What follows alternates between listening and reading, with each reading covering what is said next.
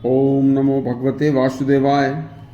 देखिए, शास्त्रों के अनुसार जो 3 मृत्यु बताई हैं उनमें आज काल मृत्यु का विवरण आपको सुनाएंगे, जो कि सबसे श्रेष्ठ मृत्यु होती है। सुनिए, काल मृत्यु किसे कहते हैं?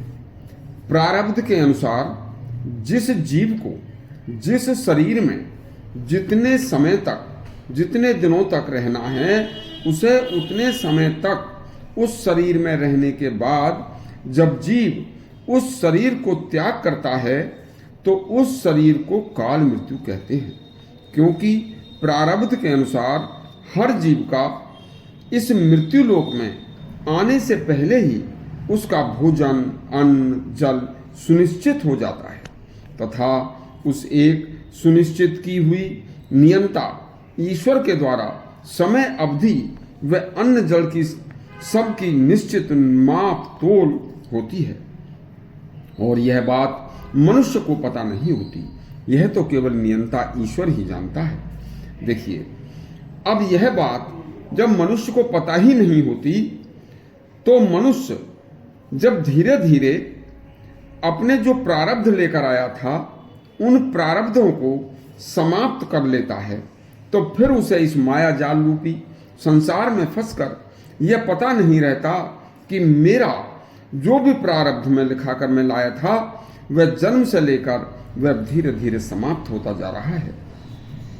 देखिए, धीरे धीरे शरीर कमजोर होता जा रहा है, शरीर का मांस सूखता जा रहा है, आंखें कमजोर हो रही हैं, कानों से कम सुनाई देना शुरू हो गया है, लेकिन मैं फिर भी जीने की राह देख रहा हूं। बुढ़ापा, रोग आदि ने मुझे घेरना शुरू कर दिया है, तो भी मैं बेसमझ बनकर जीने की राह देख रहा हूं। लेकिन अचानक एक दिन आता है और बिना देर किए जीव उस बूढ़े शरीर को छोड़कर अपनी अगली राह पर चला जाता है और सब देखते रह जाते हैं और वह बूढ़ा शरीर मृत होकर, निर्जीव होकर नीचे पड़ा रह जाता है।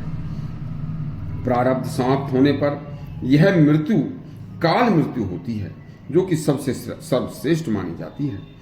औषध, तंत्र, मंत्र आदि से काल मृत्यु को टाला तो नहीं जा सकता, लेकिन प्रबल अनुष्ठान, किसी देवता का अनुग्रह या किसी समर्थ का आयुदान, कोई अपना आयु का दान कर दे और नवीन, तो उससे नवीन प्रारब्ध का निर्माण किया जा सकता है, और वह भी कुछ समय के लिए।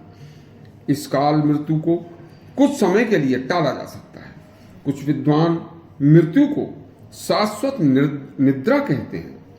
पश्चिमी दार्शनिक प्लेटो मृत्यु को शरीर से जीवात्मा का अलग होना मानते हैं, इससे ज्यादा कुछ नहीं। संत तिरुवल्लुवर के तमिल वेद कुरल में आया है कि जैसे पक्षी अपना घोंसला छोड़कर उड़ जाता है, इसी तरह आत्मा और जीव का संबंध विनश्वर है। आत्मा देह को छोड़कर चला जाता है। मृत्यु नींद है और जन्म नींद के बाद जागने का नाम है। विज्ञान जगत के महान वैज्ञानिक जगदीश चंद्र बसु कहते हैं कि मृत्यु केवल चेतन अवस्था से अचेतन अवस्था की एक परिणति है। जीव अपने कर्मों के अनुसार एक लोक से दूसरे लोक में आता है, जाता है, यह भी उसकी निरंतरता है।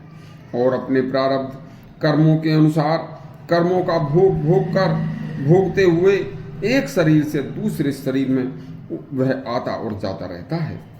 भारतीय चिंतन जगत के अनुसार मृत्यु कितनी भी भयंकर हो, भीषण हो, लेकिन भगवान के विधान के अनुसार सर्वथा यह अनुशासित ही होती है। इस तरह के और भी शास्त्रोक्त प्रसंग सुनने के लिए हमारा चैनल सब्सक्राइब करें और घंटी दबाएं। धन्यवाद।